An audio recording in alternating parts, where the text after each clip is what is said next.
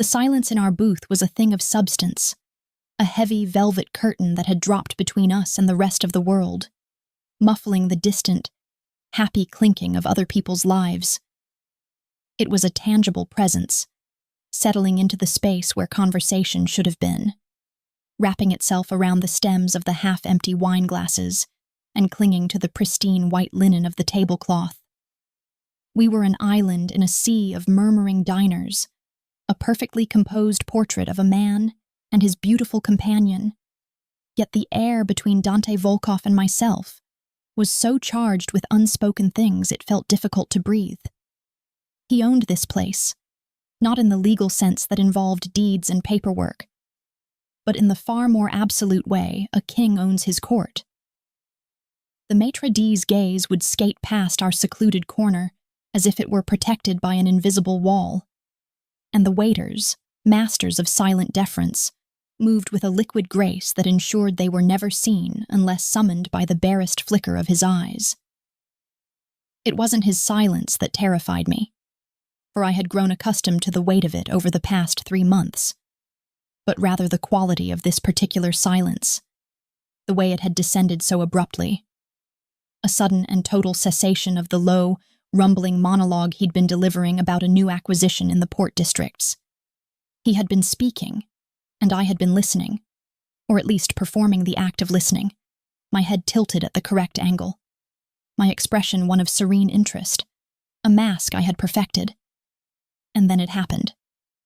It wasn't a sob, not even a sniffle, nothing so overt or vulgar. It was simply a single, traitorous bead of heat that gathered in the corner of my eye, detaching itself from my control and tracing a tiny, scalding river down my temple into my hairline. I had felt its path like a brand, a microscopic betrayal that screamed of a weakness I could not afford. My hand, holding a now empty water goblet, had risen with what I prayed was casual grace, my napkin dabbing at my skin under the pretense of patting my lips. It was a swift, seamless motion, and for one fragile, hopeful second, I believed I had gotten away with it, that the dim, forgiving light of the restaurant had conspired to keep my secret. I was wrong.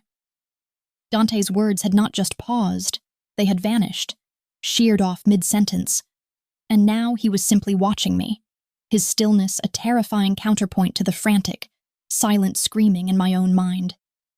His eyes, the color of wet obsidian in the candlelight, were not angry or curious, but held an unnerving, predatory focus, like a hawk that has spotted the minute tremble of a field mouse in the tall grass from a mile away. The world seemed to shrink until it consisted only of this booth, this polished mahogany table, and the unbearable weight of his gaze. Time stretched and warped, each tick of the ornate clock on the far wall a separate, distinct lifetime of dread. When he finally broke, the stillness. His voice was not the weapon I had anticipated, not a crack of thunder, but a low, velvet rumble that slid across the table and seemed to vibrate deep in my bones, a sound so intimate it felt like a violation in this public space. "Tell me why you cried." My heart, which had been hammering against my ribs, seemed to stop altogether. The question hung in the air, simple, direct, and utterly impossible to answer. All the polite deflections, the practiced social evasions I might have offered another man, died in my throat. This was not a question from a concerned dinner companion. It was a demand for entry into the last place I had any sovereignty, the locked and barred fortress of my own mind. I opened my mouth, a lie already forming on my tongue, some dismissive nonsense about being tired or moved by the music, a flimsy shield to hold up against him. But before a single sound could escape, he leaned forward just an inch, a subtle shift in posture that nonetheless felt like a tectonic event, his presence consuming the very air I needed to speak. His power was a physical force, pressing down on me, suffocating me. "And do not lie to me, Golubka," he murmured, the Russian endearment, his little dove, sounding more like a brand than a term of affection. "I will know." He settled back into the plush leather of the booth. A king returned to his throne, the picture of serene patience. But there was a promise in his eyes, a vow of unending, relentless scrutiny. He had me pinned, not with his hands, but with his will. A silent decree passed between us, a contract written in the charged atmosphere. He was not just telling me I couldn't leave the table. He was telling me that this entire restaurant, with its crystal chandeliers and hushed opulence, had just become my cage. The smiling diners, the silent waiters, the city lights glittering through the tall windows, they were all just scenery in the interrogation room he had built for me. We would sit here all night if we had to. Two figures frozen in a tableau of quiet warfare, until I surrendered the one thing I still considered my own, the truth of my sorrow. This was no longer a dinner.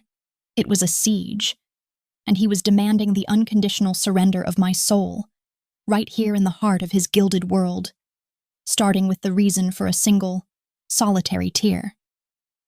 The pressure of his demand was a physical thing, a crushing weight that seemed to warp the very air in our booth, making the candlelight flicker and dance as if in a gale. My mind, a frantic creature caught in a trap, scrabbled for an escape route, a plausible lie, a half-truth, anything that would satisfy the predator across the table without forcing me to slice myself open and offer him the bleeding, vital organs of my memory. Around us, the restaurant continued its symphony of civilized life, a world of polite laughter and the gentle scrape of silver on porcelain, a universe so alien and distant from the silent, brutal war being waged in our small corner that I felt a dizzying sense of dislocation, as if I were watching it all through a thick pane of soundproof glass. I was a performer on a brightly lit stage, the spotlight of his attention holding me mercilessly in place, and my only role was to maintain a facade of calm composure while my insides were being methodically disassembled by the sheer force of his will. The phantom weight of 100 imagined stares pricked at my skin, each one a silent judgment on the woman who sat with Dante Volkov, the woman who was so clearly his possession. And this public scrutiny transformed his quiet interrogation into a profound and layered humiliation. Summoning a sliver of defiance from the depths of my terror, I manufactured a small, tired smile, a fragile and surely unconvincing thing, and let out a soft sigh that I hoped sounded genuine. "It's nothing, really," I murmured, my voice a strained whisper as I allowed my gaze to drift toward the orchestra playing softly on a distant dais, anywhere but at him. "I'm just tired, and the music is a little melancholy, that's all." The lie felt like ash in my mouth, a pathetic little shield of reeds held up against a battering ram, and I knew, even as I spoke the words, that he would see right through them, that my attempt at deflection was as transparent as the crystal of the wine glass my trembling fingers were now gripping. His reaction was not a flash of anger or an accusatory outburst, but something far more unnerving. A deep, profound stillness settled over his features, and a shadow of something that looked like cold amusement, or perhaps disappointment, flickered in the depths of his obsidian eyes. He didn't even grant my lie the dignity of a verbal rebuttal, simply shaking his head once, a slow, deliberate motion that was a complete and utter dismissal of my effort, a gesture that told me I had not only failed, but that he had expected me to. The truth I was so desperately trying to protect was, in itself, a ghost, a phantom that had ambushed me with the unexpectedness of a sudden fever. It was the wine, a specific vintage of Chianti he had ordered with a casual flourish, its name spoken to the sommelier like an incantation. And with the first sip, the carefully constructed walls I had built around my past had been washed away in a tide of crimson memory. I was no longer in a chic, metropolitan restaurant, but back in the sun-drenched kitchen of my childhood home, the air thick with the scent of garlic and my mother's baking bread. My father, a man whose hands were more accustomed to ledgers than wine bottles, was proudly pouring that exact same deep, earthy red into 3 glasses, his face alight with a rare, unburdened joy. One for him, one for my mother, and a small symbolic measure for me, to celebrate my full scholarship to the university. And then Leo, my younger brother, all lanky limbs and irrepressible energy at 16, had snuck into the kitchen and, when my father's back was turned, had stolen a sip from his glass, his handsome face contorting into a mask of comical disgust that had made me choke on my own laughter. It was the last, perfect memory. A snapshot of a life that no longer existed. A life before the debts, before the fear, before the fire that had stolen Leo's laughter from the world forever, and had ultimately led me to this very table. A final, living payment for my father's ruin. That single tear had not been for the woman I was now, but for the girl I had been, and for the brother whose bright, beautiful future had been extinguished like a candle in a storm. "No," Dante said, his voice dropping even lower, forcing me to lean in slightly to hear him. A subtle manipulation that brought me further into his orbit. It wasn't the music. He began his true interrogation then, not with accusations, but with a series of quiet, surgical questions, each one a delicate probe searching for a weakness in my defenses. His words were whispers, intimate and unnervingly soft, so that to any casual observer we would look like lovers sharing secrets across the candlelight. "Tell me about the garden at your family home," he murmured, his gaze never leaving mine. "You had roses, didn't you? Your mother planted them." My blood ran cold. How could he know that? It was such a small, insignificant detail. A piece of my life I had never shared with anyone in this new, dark world. He continued, his questions weaving a tapestry of my past that he had no right to possess, asking about my father's preference for French literature, about the name of the dog we'd had when I was a child. Each piece of knowledge a quiet, brutal demonstration that my entire history was an open book to him. I felt flayed. My skin peeled back layer by layer. The cherished privacy of my memories violated and exposed right here, under the warm glow of the chandeliers, by a man who had purchased my present and was now claiming ownership of my past as well. Just as the pressure began to feel truly unbearable, a potential savior appeared in the form of our waiter, a tall, thin man with a professionally blank expression, who materialized beside our table to ask if we were ready for dessert. A surge of desperate hope shot through me. This was an interruption, a break in the tension, a chance to reset the suffocating dynamic. I looked at the waiter with an intensity that must have been unnerving, willing him to stay, to ask us 100 questions about soufflé and sorbet. But Dante didn't even turn his head. He simply lifted his left hand, a barely perceptible gesture, a flick of his fingers that was both an order and a threat. The waiter's eyes widened for a fraction of a second, a flicker of genuine fear crossing his features before the professional mask slammed back into place, and he simply nodded once and vanished as silently as he had arrived. The hope in my chest curdled into despair. Dante's control was absolute, not just over me, but over every single person in this building. He had dismissed the outside world with the ease of a god swatting a fly, leaving me once again alone on our island, utterly and completely at his mercy. He watched my reaction, a slow, predatory smile touching his lips for the first time that night. A smile that held no warmth, only the grim satisfaction of a predator enjoying the fear of its prey. He had seen the hope in my eyes and had taken a savage pleasure in extinguishing it.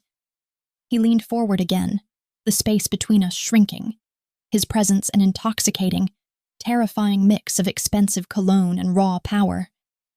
He knew he was winning, that my defenses were crumbling under the relentless, psychological assault.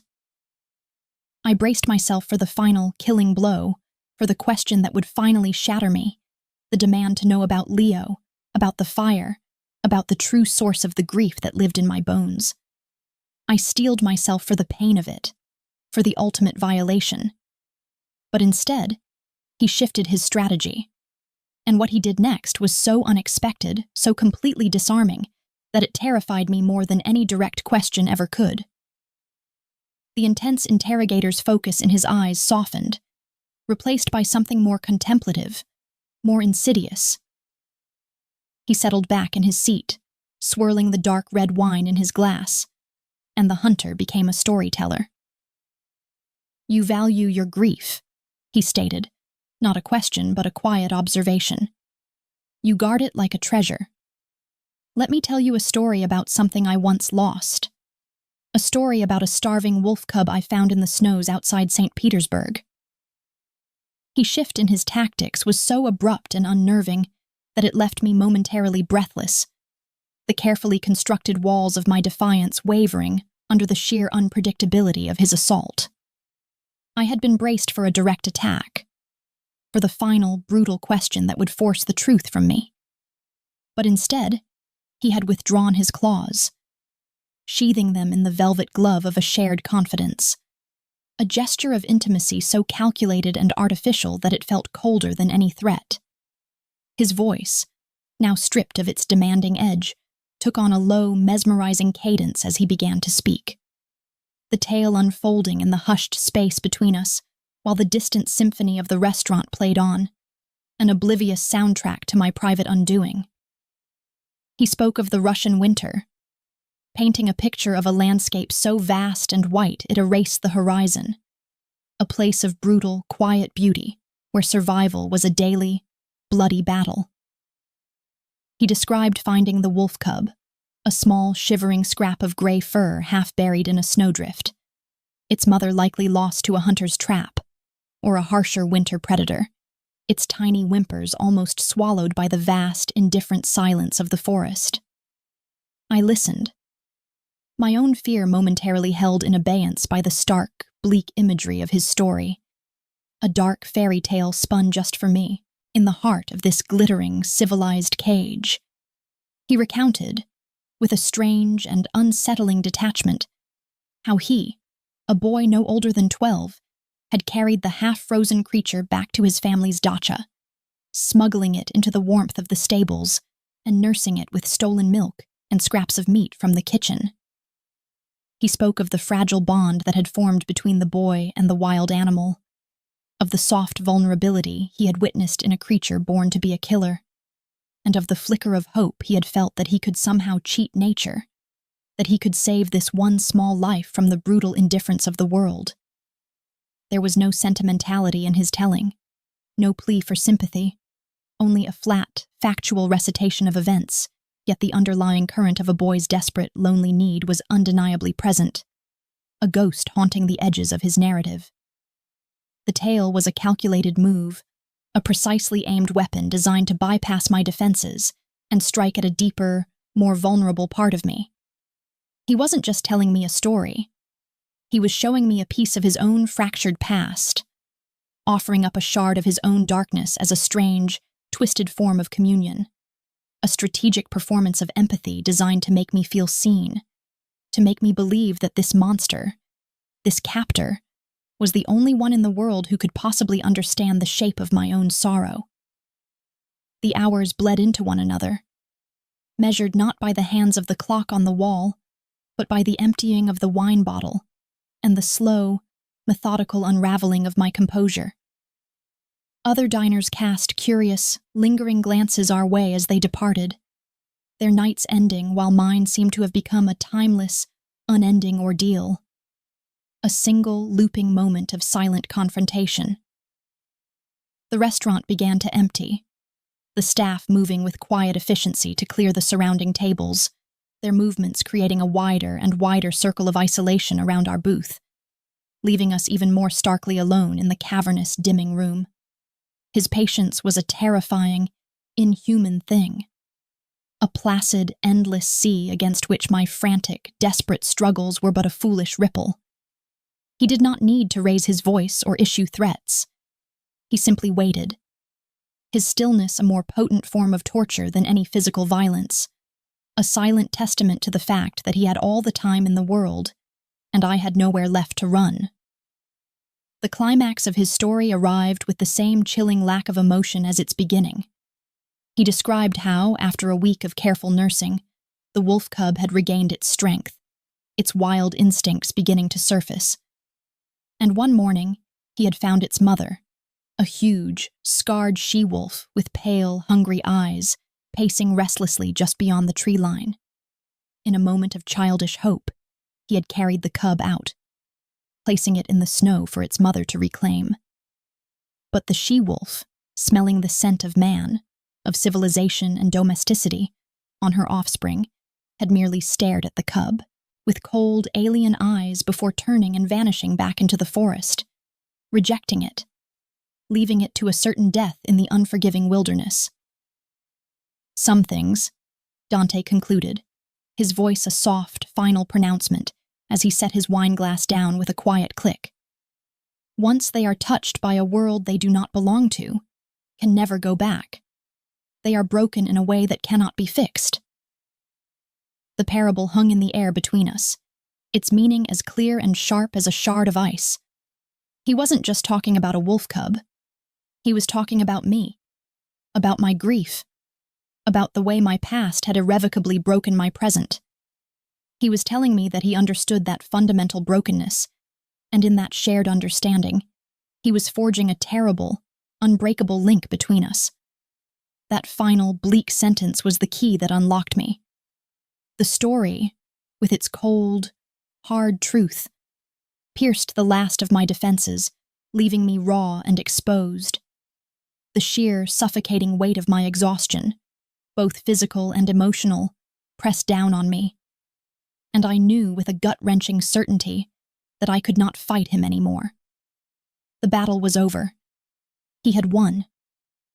My voice, when it finally emerged, was a sound I barely recognized. A choked, fragile whisper that was swallowed almost immediately by the vast silence of the nearly empty restaurant. It was a memory, I confessed, the words feeling like a physical tearing inside my chest, a surrender so complete it left me hollow. Of someone I lost. It was a crumb, a pathetically small piece of the whole, devastating truth. But it was a beginning. It was an admission of defeat. A flicker of something dark and possessive, a glint of triumph ignited in the depths of his eyes. He had his first thread, the first crack in the wall, and we both knew he would not stop pulling until the entire fortress had crumbled to dust. He held my gaze for a long, silent moment, a king accepting the fealty of a conquered subject, before giving a slow, deliberate nod. Then, with an abruptness that left me dizzy, he calmly placed a stack of $100 bills on the table, more than enough to cover the bill and the silence he had purchased, stood, and extended his hand to me. "Let's go." The release from the suffocating pressure of the booth was so sudden, so jarring, that I felt a wave of vertigo. To the few remaining staff, he was the perfect gentleman, concluding a long, intimate dinner.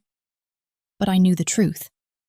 I was his prisoner, and he had just successfully concluded the first stage of my interrogation.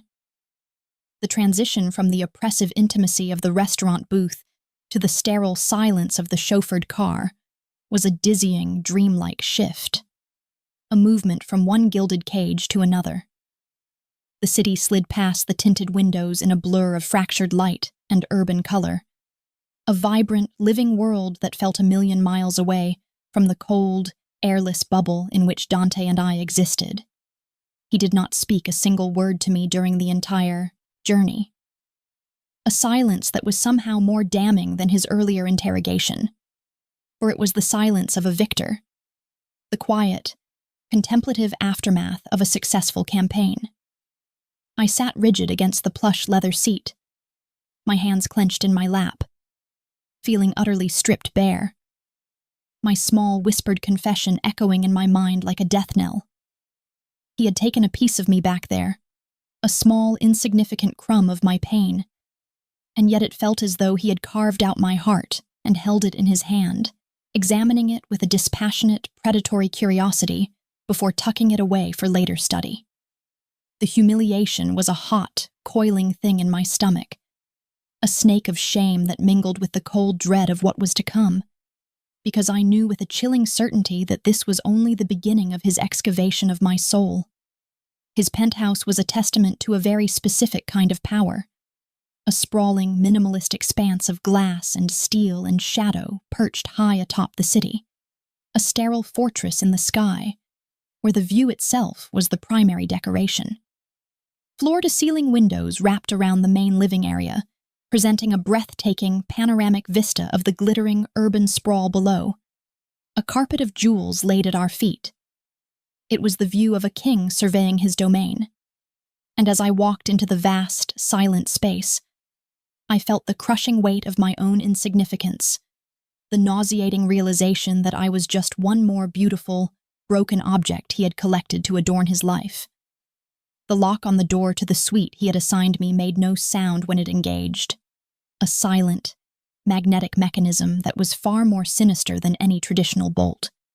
A quiet, constant reminder that while I had the illusion of privacy, I was a prisoner, as surely as if I were bound in chains. I spent the rest of the night in a state of suspended animation, too agitated to sleep, too exhausted to think, simply staring out at the indifferent city lights and feeling the ghostly echo of his victory settling into my bones. The following day, I became a phantom in his home, a silent observer drifting through the starkly beautiful, soulless rooms, trying to make myself as small and unnoticeable as possible. He largely ignored me, moving through his day with a focused, implacable purpose, taking calls in hushed, guttural Russian, and meeting with men whose tailored suits did little to hide the inherent violence in their posture. It was in the late afternoon that I inadvertently witnessed the stark, terrifying duality of his nature, the seamless transition from the patient, psychological tormentor to the cold, brutal dawn. I had been reading in a small alcove off the main living area, partially hidden by a towering piece of modern sculpture, when he took a business call, his back to me as he paced in front of the vast wall of windows. I assumed he thought I was in my room, for the carefully controlled mask of civility he wore in my presence dropped away entirely, his voice losing its velvet undertones and hardening into something sharp and cold, like chips of ice. I could not understand the rapid-fire Russian, but the tone was unmistakable, a language of pure, undiluted authority and lethal displeasure. The conversation was brief and clipped, ending with a finality that sent a shiver down my spine. A short time later, one of his subordinates, a barrel-chested man with a jagged scar bisecting his eyebrow, was shown into the penthouse, his face pale and slick with a nervous sweat. He stood before Dante like a sinner before a wrathful god, delivering his report in a low, trembling voice. I could not hear the words, only the dreadful, pleading cadence of his speech. Dante listened with that same terrifying stillness I had experienced at the restaurant, his face an unreadable mask of stone. When the man had finished, there was a long, terrible silence that stretched for what felt like an eternity. The shift in Dante's demeanor, when it came, was instantaneous and absolute. The calm, patient man who had spent hours coaxing a single secret from me vanished, and in his place stood a creature of pure, cold rage. He didn't shout or yell. He simply spoke 2 words in a voice so devoid of heat, it was like the touch of frost. Then he gestured for the man to follow him into his study, a room with a heavy, soundproofed door that closed with a soft, final thud. I remained frozen in my hiding place. My blood turned to ice water in my veins, every nerve ending screaming at me to run, to hide, to somehow make myself disappear. I didn't see the violence, but I heard it. It was not a prolonged or dramatic event, just a single, sickeningly wet thud, a sound that was immediately followed by the sharp crack of bone. It was a sound of brutal, efficient finality. A few minutes later, the study door opened, and 2 other men, their faces grim and impassive, emerged, carrying the subordinate between them. He was not dead, but he was broken, his body limp and his face a mask of blood and agony.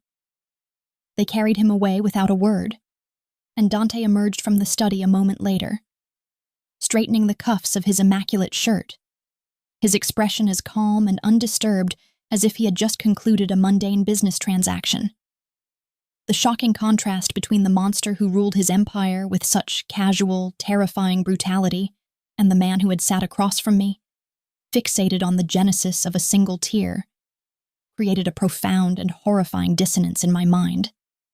It made his intimate, personal interest in my sorrow feel infinitely more dangerous, a unique and twisted obsession that separated me from the rest of his disposable world, marking me for a fate that I was beginning to suspect might be far more complex and far more terrible than a simple, clean death. Several days later, after the chilling echo of the violence I had overheard had somewhat subsided into a low, constant hum of fear in the back of my mind, Dante sought me out in the cavernous living area where I had taken to spending my afternoons staring at the city below, a silent vigil of my own captivity.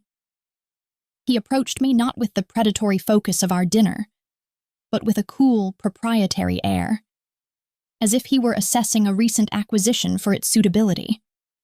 His announcement, when it came, was delivered with the same dispassionate finality he used for his business dealings, a statement of fact that allowed for no possibility of refusal or debate. We would be attending a dinner that evening with a rival family, the Falcones, a name I recognized with a jolt of alarm from the hushed, fragmented conversations I had overheard between his men.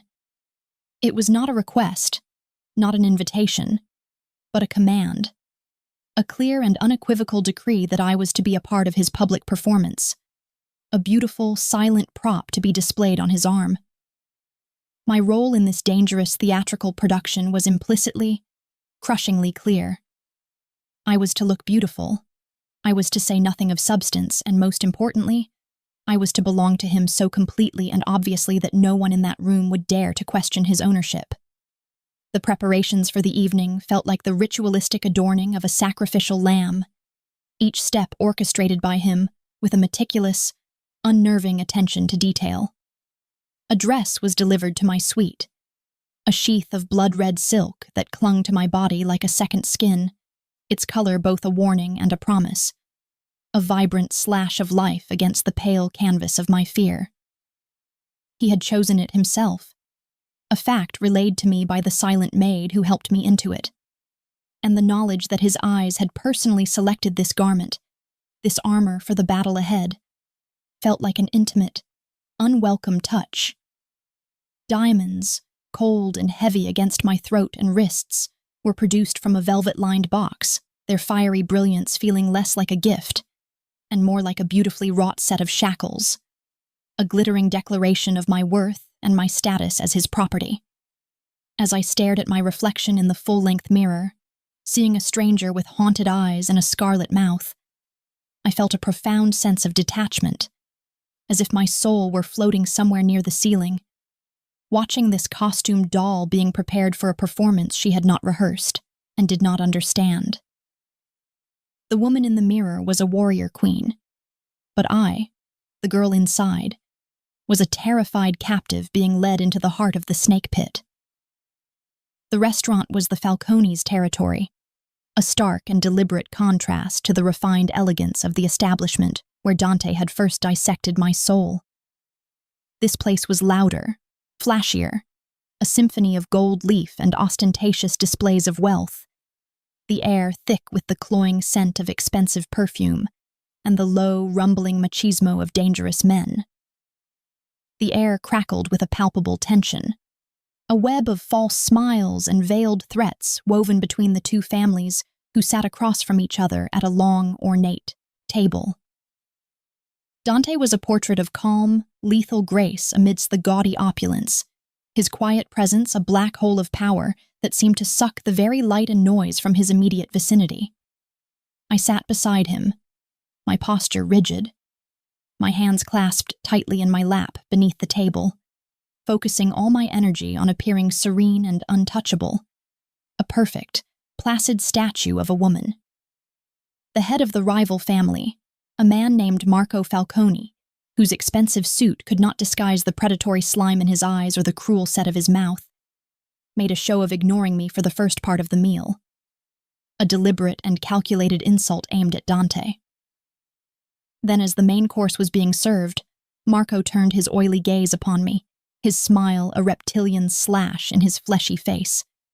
He was testing Dante, probing for a weakness by prodding at his new, mysterious possession. "A terrible tragedy. What happened to your family's business?" he said, his voice dripping with a thick, false sympathy that was more insulting than any open hostility. "Your father was a good man, but perhaps not suited for the realities of our world. An unfortunate decline." The words were a direct hit, a public broadcasting of my family's ruin, and, by extension, my own status as a piece of property paid in settlement of that debt. A hot, furious shame washed over me, but beneath it, something else stirred. A spark of the fierce, protective pride I once had. The spirit of the girl who had managed a household and shielded her brother from the harsh realities of their father's failing fortunes. A primal instinct for survival, for self-preservation, ignited in the ashes of my fear. Dante's lesson from our first dinner, his strange, twisted lecture on the currency of authentic pain and the performance of weakness, echoed in my mind. Instead of cowering or looking to Dante for rescue as Marco undoubtedly expected, I lifted my chin and met his gaze directly, holding it until a flicker of surprise registered in his reptilian eyes. I allowed a small, cool smile to touch my lips, a gesture of calm defiance that I hoped belied the frantic hammering of my heart against my ribs. My voice, when I spoke, was steady and clear, carrying across the sudden lull in the table's conversation. "My father valued honor over profit, Mr. Falcone," I said, my tone polite but laced with an undeniable edge of ice. A concept some men find tragically incomprehensible. The insult was subtle. A stiletto slipped between the ribs rather than a cudgel to the head. But its impact was immediate and profound. The table fell into a stunned silence, the air suddenly thick and heavy. Marco Falcone's face darkened, a flush of angry blood rising in his cheeks. From beside me, I did not need to look to feel the sudden, intense shift in Dante's attention. I felt his eyes on me, a physical touch, a burning brand of focus that was entirely different from the cold, analytical gaze I was used to. It was a look of genuine surprise, of sharp, sudden reevaluation. In that moment, I had ceased to be a simple, decorative object on his arm. I had become something else, something unexpected and far more interesting. I had become a weapon. The drive back to the penthouse was a study in a new and unfamiliar kind of silence, a stark departure from the victor's quiet that had followed our first dinner, and a world away from the empty, sterile voids that typically filled the space between us. This silence was not empty. It was dense and charged, a living entity that crackled with the leftover adrenaline of the confrontation and hummed with a nascent, dangerous energy that seemed to emanate directly from the man sitting beside me. Dante did not look at me, keeping his gaze fixed on the stream of city lights flowing past the windows. Yet I felt the full weight of his attention, a palpable force that was both unnerving and strangely intoxicating. My own heart was a frantic drum against my ribs, the echo of my audacity at the dinner table reverberating through me, a reckless act of self-preservation that I now knew could have just as easily signed my death warrant as earned his approval.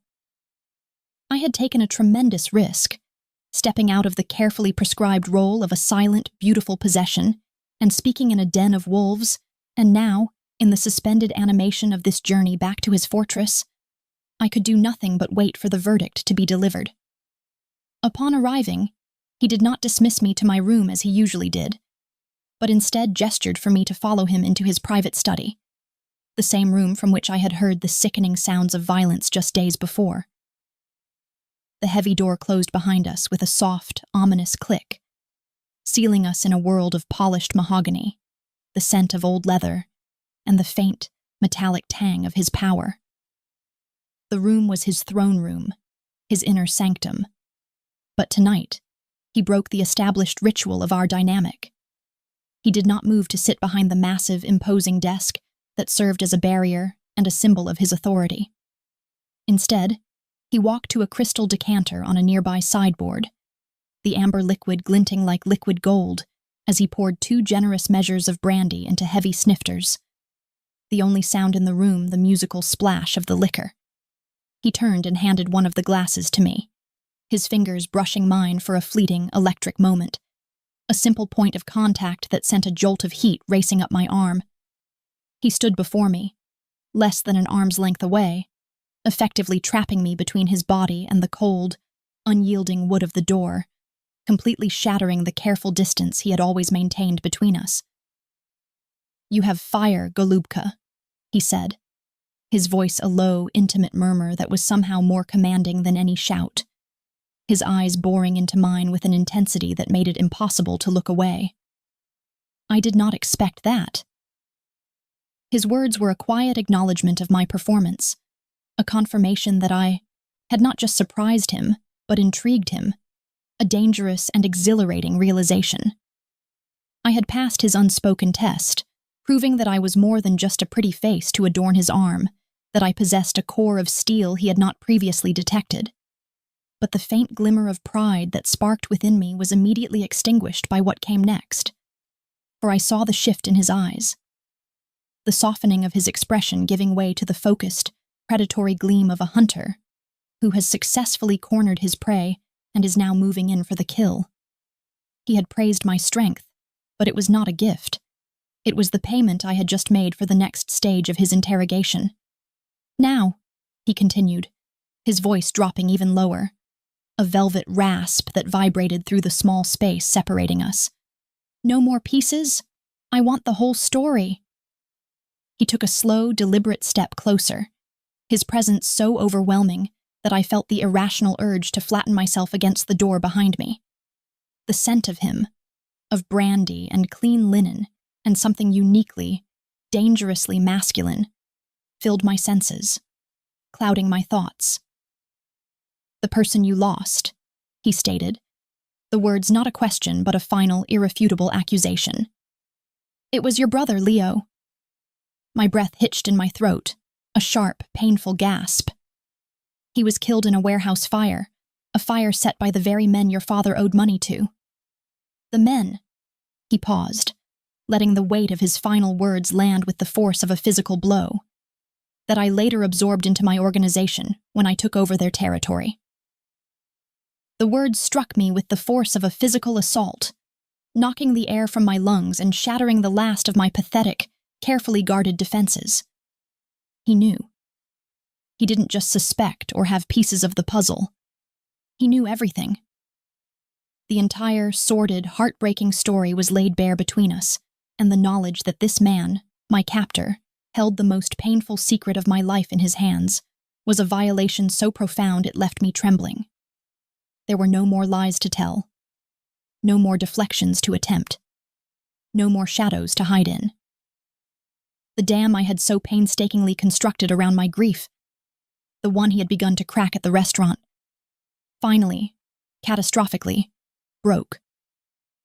A sob tore its way from my throat, a raw, ragged sound of utter desolation, and the tears I had managed to suppress for so long began to fall, hot and fast and unstoppable. The story poured out of me in a torrent of broken words and choked sentences, a flood of pain and memory that I was powerless to control. I told him everything. I described Leo's laugh, a bright, infectious sound that could light up a room. I spoke of his ridiculous, ambitious dreams of becoming a world-famous architect, of the detailed, beautiful blueprints he would sketch for hours on end at the kitchen table. I recounted the acrid, clinging smell of smoke on my father's clothes the night he came home a broken man, the night he told us Leo was gone. It was a raw, ugly, cathartic confession, a final and complete act of surrender. I stood before him, completely and utterly vulnerable, my deepest, most sacred wound exposed to the one man who now owned every single part of my life, my past bleeding into my present right at his feet. My confession hung in the air between us, a raw and shimmering tapestry of my deepest anguish, each word a thread of pain that left me feeling hollowed out and utterly exposed in the suffocating stillness of his study. I was trembling, not from the cold, but from the violent, cathartic aftermath of unburdening a grief I had carried alone for so long, and I braced myself for the inevitable blow, the way he would now twist this intimate knowledge into a new and more potent weapon to wield against me. I fully expected him to file away the details of my brother's life and death, cataloging my vulnerabilities for future use, perhaps offering a cold, dismissive platitude about the harsh realities of life before sending me away, now more broken and more completely his than ever before. He was a monster, and monsters, I knew, fed on the pain of others, using their sorrows as leverage in their endless games of power and control. The silence stretched on, amplifying the sound of my ragged breaths and the frantic, terrified beating of my own heart. And in that terrible, suspended moment, I waited for the monster to show his teeth. But he did something else entirely, something so unexpected and profoundly disarming that it shattered all my preconceived notions of his cruelty, replacing them with a terrifying and far more complicated reality. He did not retreat behind the safety of his desk, nor did he dismiss me with a cold, cutting remark. Instead, he closed the small remaining distance between us, his movements fluid and deliberate, until he stood so close I could feel the heat radiating from his body, a stark contrast to the icy chill that had settled deep within my bones. He raised his hand, not in a gesture of violence, but with a slow, almost hesitant grace, and his thumb, warm and slightly rough, came up to brush away a stray tear from my cheek. The simple, gentle touch, a shocking point of contact that sent a cascade of fire through my veins. It was the most intimate gesture I had experienced from anyone in years, and coming from him, my captor, it was a profound and bewildering contradiction that left me utterly frozen, unable to process the warring signals of tenderness and terror that were flooding my senses. He did not offer me the cheap, empty comfort of a sympathetic word or the insulting balm of pity. He offered me something far darker, something infinitely more potent and terrifyingly seductive. He offered me kinship.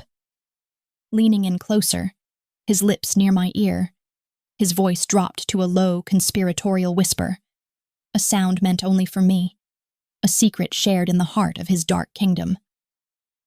"The first man I killed," he murmured, the words a raw, rasping confession that seemed to be pulled from the very depths of his soul, "was the man who murdered my father." His own story unfolded in the charged silence, a brutal counterpoint to my own tale of loss, a narrative steeped not in helpless grief, but in cold, calculated vengeance. He described finding his father's body, the betrayal of a trusted friend, and the icy, clarifying rage that had settled in his young heart, a rage that had burned away all traces of fear and boyhood innocence, leaving behind only the singular, driving purpose of retribution. He was not comforting me. He was mirroring me, showing me the reflection of my own grief in the shattered, blood-soaked pieces of his own past. He described hunting the man down, the grim satisfaction of the chase, and the final, brutal confrontation in a snow-dusted alleyway in a city whose name I did not catch. He spoke of the act itself not with remorse or with pride, but with a chilling, detached sense of cosmic rebalancing, as if he were an agent of some dark, immutable fate.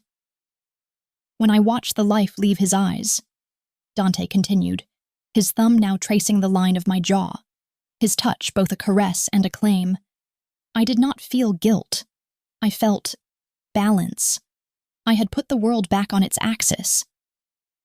In this horrific, unholy sacrament of shared darkness, he was not trying to absolve me of my pain. He was validating it, legitimizing the ugly, vengeful thoughts that had festered in the hidden corners of my heart since Leo's death.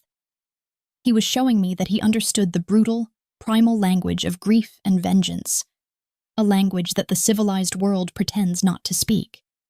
He was anointing me in his own darkness, baptizing me in his worldview, and in doing so, he was irrevocably blurring the stark line between captor and captive, twisting it into something far more complex and terrifyingly intimate. The air in the room, already thick with my confession, became supercharged with a dangerous, erotic tension, an undeniable current of attraction that was as horrifying as it was irresistible. I was looking into the eyes of a killer, a monster who held my life in his hands, and yet, in this moment of shared, brutal honesty, I felt a terrifying sense of being truly seen for the first time. He did not recoil from the depths of my sorrow or the ugliness of my loss. He met me there, in that dark and desolate place, and showed me his own scars. He didn't kiss me. The moment was too raw, too sacred for something so simple. He just held my gaze, and in the dark, fathomless depths of his eyes, I saw the last of my resistance crumble and fall away. The dynamic between us had been irrevocably altered. I was no longer just a victim looking at her tormentor.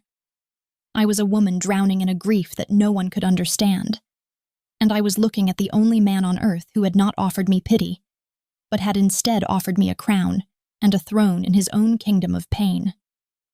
A week passed in a state of suspended reality, a strange, liminal space where the familiar parameters of my captivity had dissolved, leaving behind a quiet, humming tension that was both terrifying and electrifying.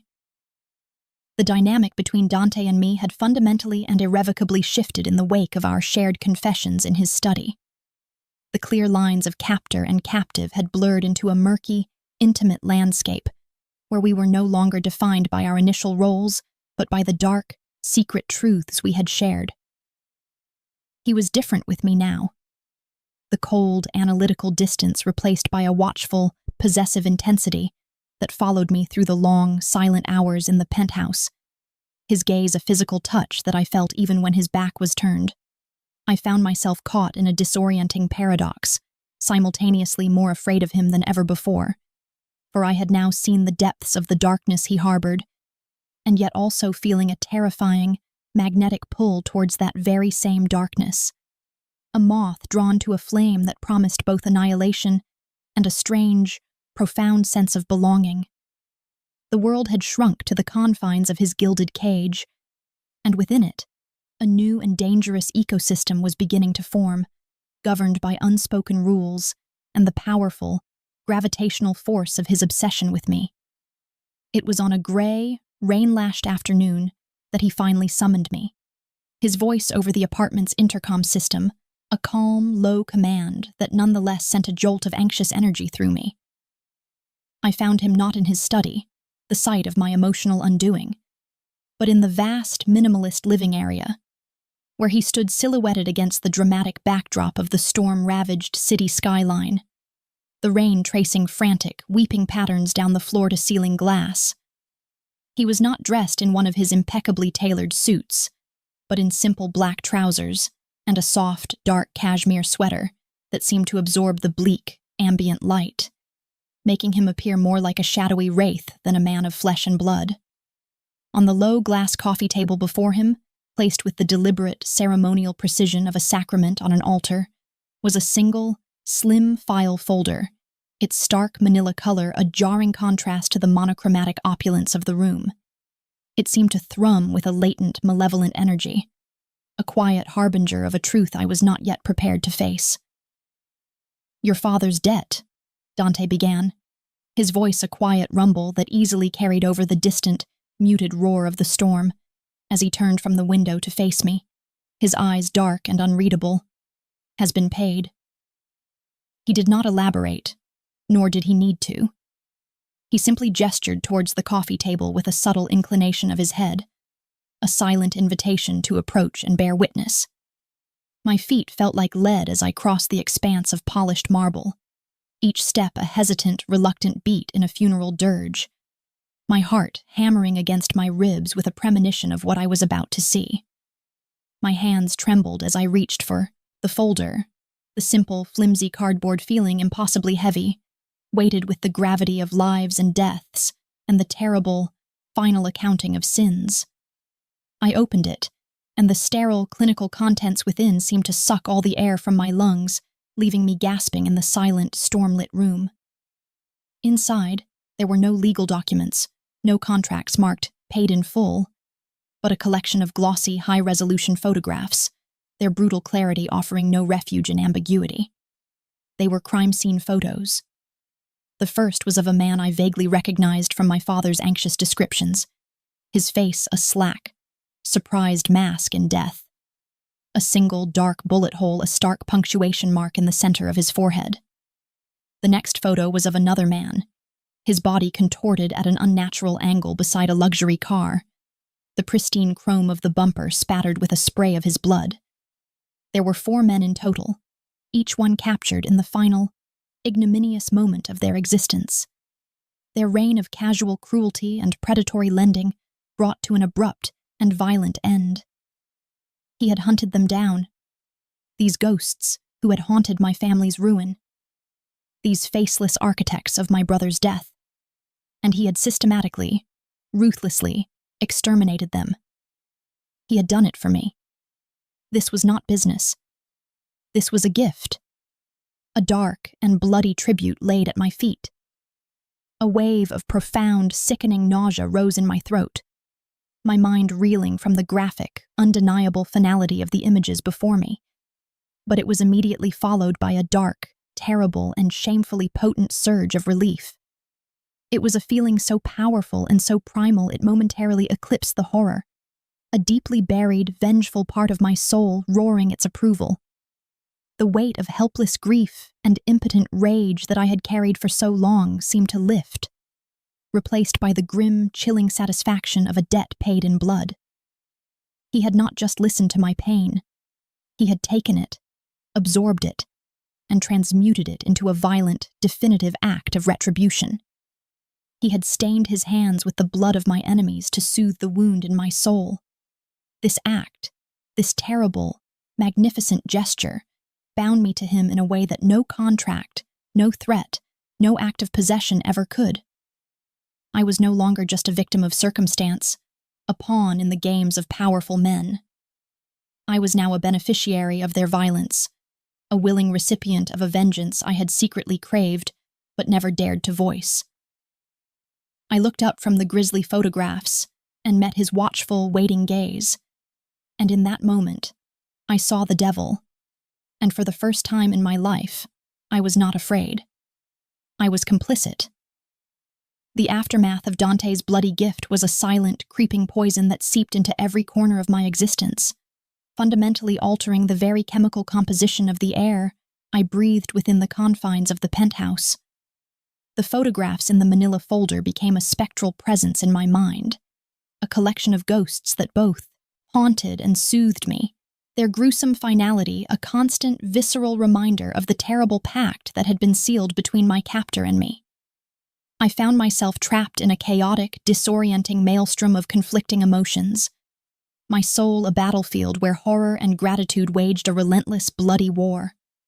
One moment, I would be consumed by a wave of revulsion so profound it made my stomach churn, picturing the cold, efficient brutality of the acts he had committed in my name, seeing myself as an accomplice to murder, my hands metaphorically stained with the same blood that was on his. In the next moment, however, a dark, treacherous sense of vindication would rise within me, a savage whisper that celebrated the justice, however barbaric, that had been meted out to the men who had destroyed my family and stolen my brother's future. A whisper that shamefully, secretly, thanked Dante for being the monster I could never be. This internal schism, this violent tearing of my own moral fabric, was a form of madness, and it left me feeling fractured and untethered from the person I once believed myself to be. The last vestiges of my resistance, the defiant, frightened girl who had sat across from him in that restaurant, had been systematically dismantled, not by overt threats or physical force, but by this single, devastating act of twisted empathy. He had not broken my will. He had seduced it, luring it into a dark allegiance with his own violent code, proving to me that his world of brutal, decisive action could achieve a finality that my world of civilized grief never could. The tension that had been a simmering, subterranean current between us since that first night now rose to the surface, a palpable, suffocating heat that charged every glance, every accidental touch, every shared silence, transforming the vast, sterile apartment into a pressure cooker of unspoken desire and forbidden need. I could no longer look at him without seeing both the devil who had claimed me and the dark angel who had avenged me, a terrifying and irresistible duality that drew me in even as it repelled me. My nights became a landscape of restless, feverish dreams, my subconscious mind a canvas for the war raging within me, where images of Leo's smiling face would dissolve into the lifeless eyes of the men in the photographs, their silent accusations merging with a phantom echo of Dante's possessive whisper. I would wake up in the dead of night, my body slick with a cold sweat, my heart pounding a frantic, desperate rhythm against my ribs, the silence of my luxurious prison amplifying the roar of my inner turmoil. I was drowning, sinking into a moral abyss of his creation, and the most terrifying part was the small, treacherous part of me that was no longer fighting the current, the part of me that was beginning to find a strange, perverse comfort in the depths. He seemed to sense the change in me, the final, chaotic surrender of my soul, for his watchfulness intensified, his dark eyes following me with a knowing, patient hunger that stripped away my last defenses, making me feel as transparent as the glass walls that surrounded us. He was waiting for me to make the final move, to cross the last threshold, to not just accept my fate, but to actively, willingly choose it. The breaking point came on a quiet, moonless night, the city lights below a distant, indifferent galaxy. The silence in the penthouse was absolute, a perfect vacuum that offered no distraction from the storm raging within me. I stood before the mirror in my room, staring at the reflection of a woman I no longer recognized, a woman whose eyes held a haunted, feverish glow, a woman who had been hollowed out and refilled with a dark and potent cocktail of grief, vengeance, and a terrifying, all-consuming desire.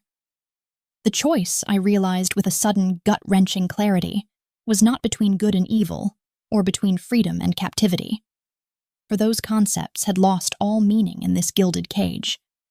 The only choice left was between a slow, agonizing descent into solitary madness, or a final, complete surrender to the one person on earth who not only understood the darkness inside me, but had also mirrored it, validated it, and ultimately, weaponized it for my sake.